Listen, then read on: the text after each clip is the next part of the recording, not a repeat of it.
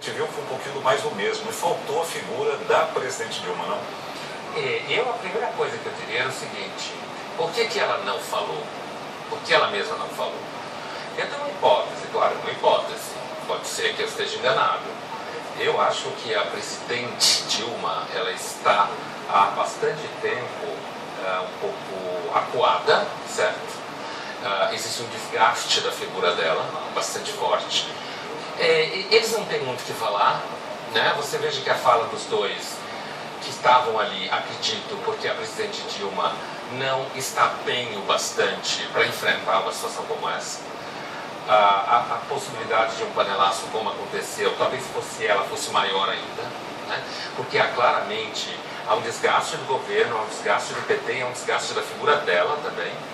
Agora, o que eles falaram, quer dizer, tentar dizer que é só quem não votou na Dilma, claro, mas a eleição deu quase empate, né, em números.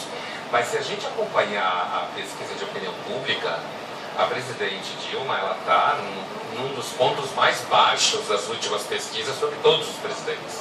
Perto do Collor, ou pior, ou ali perto, no momento que ele recebeu o impeachment lá atrás. Então, assim, ela, portanto, tentar minimizar, dizendo que a manifestação é só...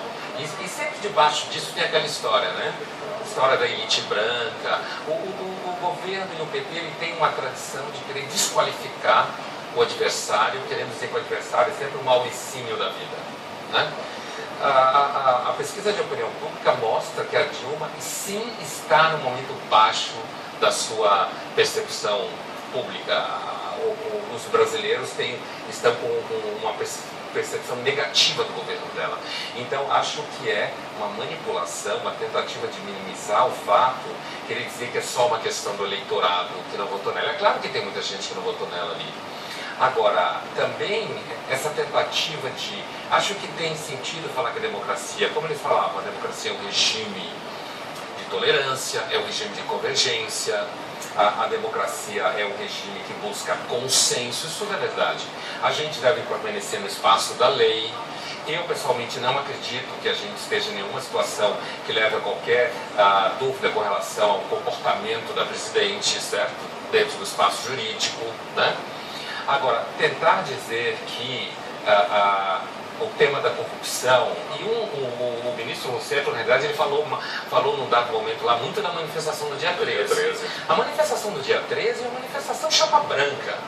Em comparação com a de hoje, a manifestação do dia 13 é aquele tipo de manifestação que se faz há muito tempo, em que certas centrais sindicais associadas ao PT, historicamente, vão lá, organizadas, ou seja, é uma manifestação meio de cabrestos, como se falava antigamente. A de hoje não, a de hoje é uma manifestação largada, digamos, é solta. Né? São pessoas que foram se organizar a partir do WhatsApp. Vai quem quer. Vai quem quer. E ninguém ali está dentro de nenhum grupo social organizado que pode receber qualquer tipo de apoio. Né? Então, tentar falar da manifestação do dia 13 já me parece... A minha percepção da fala dos dois é a fala de um governo acuado. Para começar, a presidente não está lá. Um governo acuado que fica tentando fazer uma ginástica retórica, inclusive quando vai para a corrupção. Veja bem, esse caso específico que hoje está sendo analisado pela Lava Jato é um caso que envolve não só, mas está no coração do governo da administração petista da Petrobras. É claro que não envolve só isso, mas até agora parece que aconteceu dentro de um período de administração petista, certo? Portanto, tentar dizer que a corrupção aconteceu na casa ao lado para o PT, é claro que não é só gente do governo que está envolvido, mas tentar dizer que, oi, aconteceu comigo, não foi comigo, me parece uma manipulação muito grande. Então, acho que, no final das contas, a fala dos dois é uma fala, assim, claramente de um governo que está numa saia justa, que está com medo, e que traz valores democráticos à fala importantes, como respeito à lei, respeito à Constituição. Eu concordo, a democracia é um regime de diálogo, é um regime de convergência, não pode haver ruptura democrática, institucional, tudo está certo. Agora, passou disso, me parece uma fala de, principalmente o ministro Miguel Rosseto, principalmente ele, me pareceu ainda mais tentando dizer e levar uma coisa do tipo como se não tivesse acontecendo nada com o governo do PT, como se não houvesse uma recusa, um momento de estresse. Pode ser que mude daqui 6 meses. Agora, há um momento no Brasil, e não só daqueles que não votaram no PT, ou seja, por conta das pesquisas de opinião, há uma tendência a um desgaste da imagem da presidente e do governo do PT. Tentar pôr isso na conta de uma certa elite branca é uma manipulação que não engana mais ninguém. Só bobo acredita nisso. E o ministro José Eduardo Martins Cardoso lembrou bem que tem que ser, essas pessoas que estão aí na rua, elas têm que ser ouvidas. Elas não estão aí por acaso ou porque não votaram na Dilma, porque aí muitas pessoas votaram na presidente Dilma, com certeza, porque elas estão descontentes com exatamente com esses ajustes fiscais que vão ser promovidos pelo governo até para ajustar as contas. Sim. Agora, o que talvez faltasse um pouquinho, essa é Brasília, veja só, Brasília no início da manhã, que também teve uma movimentação muito grande, mais de 50 mil pessoas, mas também acho que esse número está subvalorizado, aí deve ter mais de 50 mil pessoas em toda a esplanada, que é muito grande esse espaço, enfim, mas eu acho que deveria haver uma transparência e uma palavra da presidente dizendo, eu errei. Talvez isso comovesse essas pessoas. Eu errei, vou tentar me redimir desse erro e fazer alguma coisa daqui para frente. Óbvio que isso não vai acontecer, isso é uma ilusão. Sim, claro. Mas se isso houvesse... Né? Aliás, uma das características que muitas pessoas que conhecem a presidente na sua atividade diária, né, é que a presidente parece ter um comportamento um pouco teimoso. Né? Ela tem dificuldade de mudar de opinião, alguma coisa que seja assim. Então me parece que não. Às vezes eu tenho, inclusive na fala dela do dia 8 de março, a tentativa de jogar isso para a crise internacional é ridícula. É como alguém falou, acho que na própria coletiva, jogar para as estrelas, dizer que a culpa é das estrelas do que está acontecendo no país. Né?